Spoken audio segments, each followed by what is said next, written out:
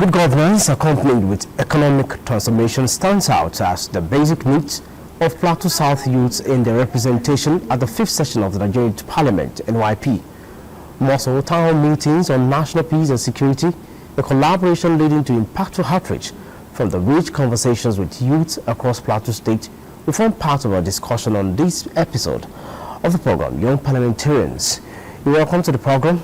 Our guest will be joining us shortly after this timeout. I'm your host, Joshua Ogujde, remains my name.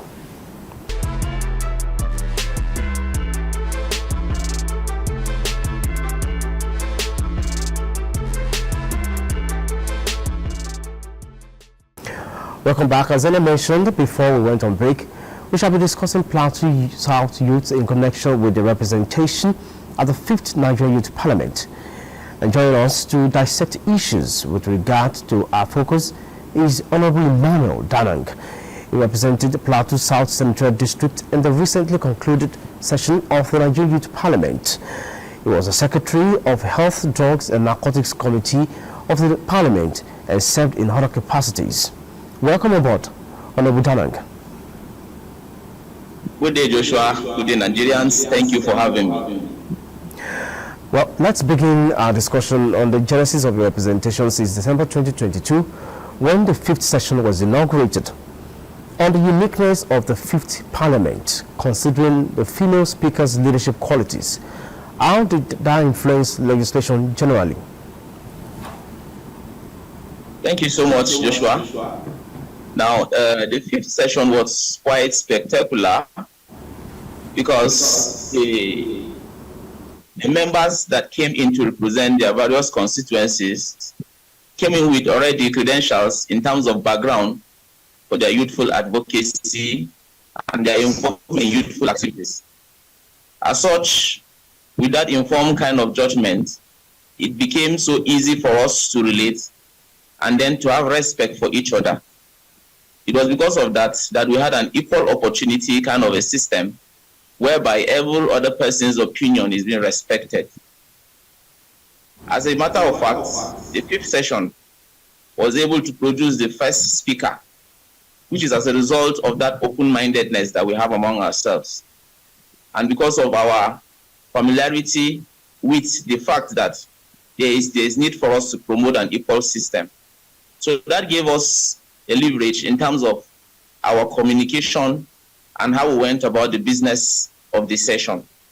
We're able to relate together peacefully and amicably, and through such collaboration, we've been able to achieve a lot in terms of policy formulation and legislation, especially as it affects the youth and development of the youth of the country, as the case may be.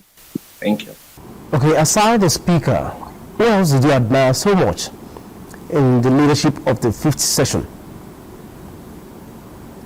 Yes, quite a lot of people, my colleagues. Just like I mentioned earlier, we are not new into the business of youthful activities.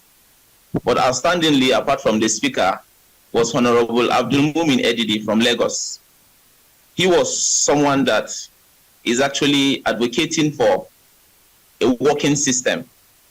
He always ensured that things are being done according to the rules of the House and according to the books, thereby ensuring transparency and ensuring that targets or objectives are being achieved, as the case may be. So I admire him a lot during our time in this session. He was quite a motivator and an inspiration to a lot of us, I in particular for once. I admire him for such leadership skills, despite at this young age. Thank you. Okay, apart from representing the good people of Plateau South, you were privileged to serve in some standing committees of the Parliament. As I mentioned, you were the Secretary Committee on Health, Drugs and Narcotics. You were at the same time a member of the Power, Works and Housing Committee. Kindly share your contributions with us. Yes, immediately we came into session, and upon our inauguration, we were divided into committees. And I was indeed privileged to serve as the Secretary of the Drugs and Narcotic Standing Committee of the House. So it gave me a lot of opportunity to contribute and to also learn in the process of legislation, especially as it affects the health and substance and drugs abuse by the youth. Joshua, you may agree with me that a lot of our youths are battling with this condition of drug addiction and all that. So we set out into work by looking out for the policies and laws that guide such practices. We discovered that there were certain gaps that needed to be filled in. So in order to fill in those gaps, we went out to engage especially those youths that are involved in such practices, that is substance and drug abuse. So we're able to get the stories from them, and that really contributed in forming the policies that we did, which was effectively transmitted to the agency, NDLEA, which is the agency in charge of drugs and substance abuse. We're able to carry out advocacy visits also to their various offices and health institutions to see how we can make an informed decision and policy, as the case may be. So indeed, it was quite an expository moment for me, and in that capacity as a secretary, because we really learned a lot, and within that short period of time, we've been able to impact a lot in that regard. What of other committees? Housing, power? Yes. Your contributions? Yes. The Works and Housing, so yes, the Works and Housing Committee, we did a lot. It was indeed chaired by my friend who I just mentioned, Honorable Abdulmumin Edidi from Lagos. It was able to facilitate an international training for us, where it exposed us to a lot of advantages that we have in order to measure up the gap in terms of works and housing in the country. This has become a problem. After we've taken the capacity training, we sat down and also formulated policy. We formed part of our recommendations that were presented at our sitting when we had one of the plenary during the session. Okay, in other representation, you were Secretary of the North Central Caucus and also the Chairman of PLATEAU Parliamentarians in the 5th session of the Nigerian Youth Parliament. Definitely, you must have impacted on youth. Tell us more. We've been able to step down our activities nationally to the zonal level. And it is on record that Plateau State is among the North Central states, and the North Central states collectively, we've been the most unified caucus in terms of unification, in terms of decision making, collaboration and support for each other, and support for motions and policies has been championed by any member from the North Central. And because of that strategy, we've been able to achieve a lot in that capacity across the states of the North Central, including Abuja. And then coming down to the state where I was the chairman of the Plateau State Caucus for parliamentarians, I had absolute support from my fellow parliamentarians, and together we've been able to relate with other youth bodies on the Plateau. We had support also from the other youth bodies on the Plateau. There is the Plateau Youth Council and the NYCN that are existing in the state. So it was quite an interactive session, and indeed I feel privileged to have served in such capacities and relate with various youth bodies and leaders across the length and breadth of the country. Okay, Honorable DANANG, time now to pause for some messages. The program Young Parliamentarians returns shortly. Do stay with us.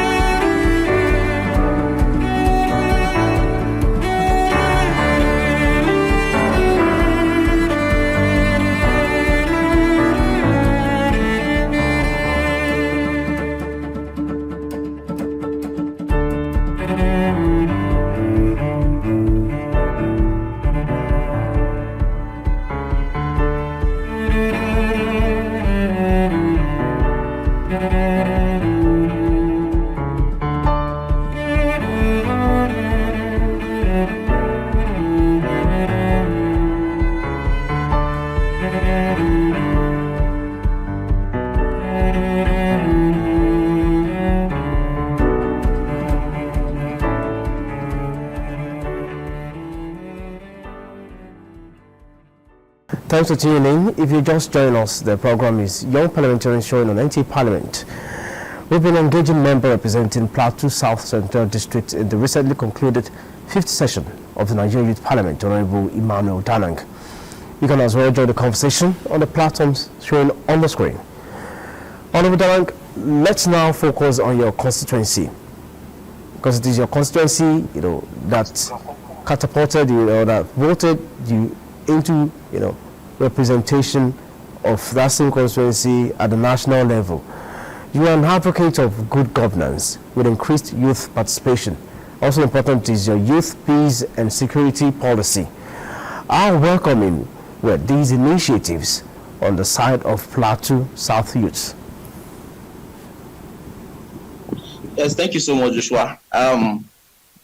My involvement in youth peace and security actually basically stemmed from my membership and representation of my constituency, the Plateau South Senatorial District. I was privileged, because of being a member, to have been inducted into the Nigerian National Coalition on Peace and Security. And as a member of various youth bodies in my constituency, I made time to avail myself at meetings and then to let them know of the need for us to join hands and contribute towards advocacy for a lasting peace. Indeed, I must say, and I must commend especially the various indigenous cultural youth groups in my constituency, which cuts across 6 local governments, for their receptiveness and welcoming initiative. There has never been a time that I've been turned down, but rather for all programs that I've initiated and invited, they always turn out. And through such attendance and participation in such events, I've been able to pull a lot of ideas on ways how to go about addressing some of these issues of insecurity, especially as it affects some of us in my constituency and Plateau State, as the case may be. So, on a general, I will say that indeed I was welcome, and I've gotten the absolute support from my constituency to ensure that we pursue a project which we consider to be very viable towards ensuring lasting peace in Plateau State and Plateau South and Nigeria in general. Any other impactful policies and programs, especially as they relate to the immediate needs of your young people within Plateau South? Yes. Now, another challenge that is bedeviling our people is the change in the climate. And you notice that some of these things are environmental, and it requires intervention as well, especially in terms of deforestation, whereby people just go down and without having the initiative to replant them. So as part of the programs and policies we did was to carry out campaigns in that regard, so as to contribute our part in terms of environmental preservation. So we supplied seedlings of trees, and we gave it out freely, adopting a policy whereby 1 person per tree, and over 300 seedlings of trees were shared to the youth, which I believed went a long way in addressing some of these environmental issues that we faced.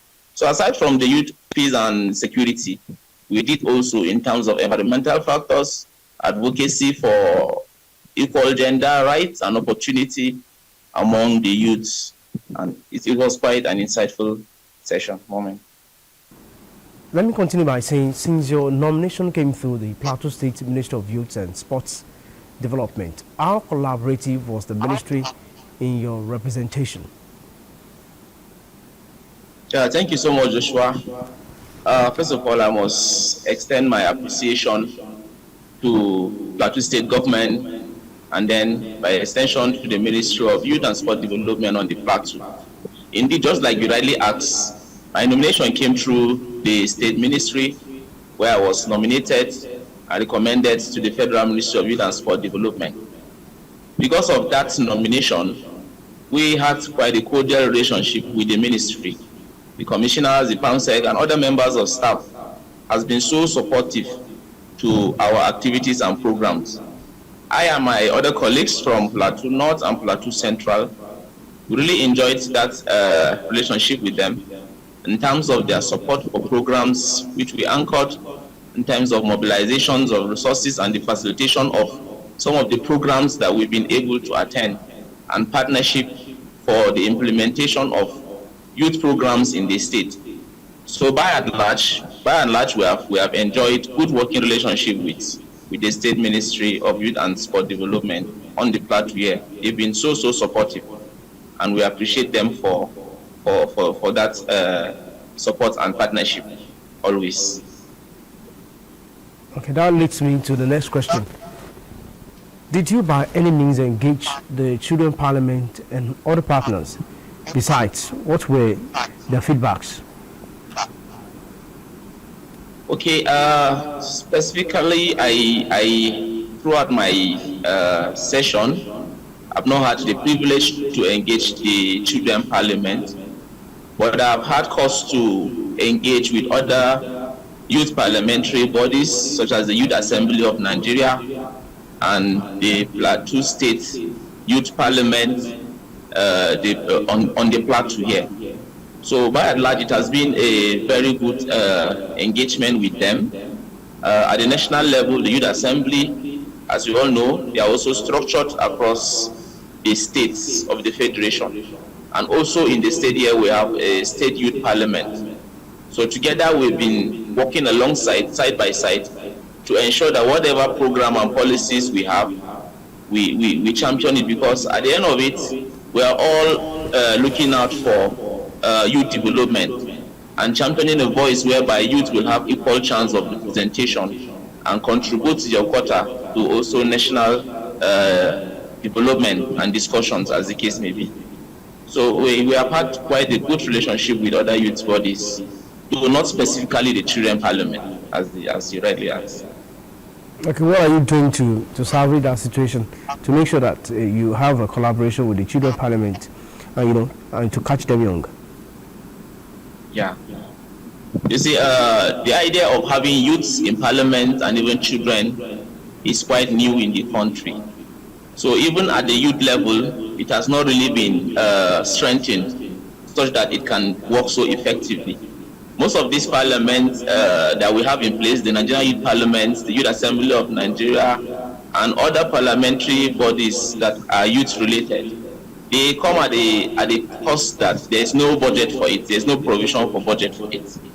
And even though it's also good to extend it to the Children Parliament, we see that as a step-by-step procedure. So that is why we are lending our voice, so that the Youth Parliament can be strengthened, the state parliament can be strengthened, and by extension, even bringing it down to the local government, where you have councillors who are youths to represent in parliament. So through that, children can also be given opportunity to learn, because it goes a long way in ensuring that if they are given the real-time positions, they can actually perform very, very well. So we have made quite significant moves to ensure that the Children Parliament, the Youth Parliament, are being established and further strengthened, so that their performance can really be something in some other states, in some other states of the Federation, the Children Parliament is functioning. Are you saying that presently in Plateau State there is no Children Parliament?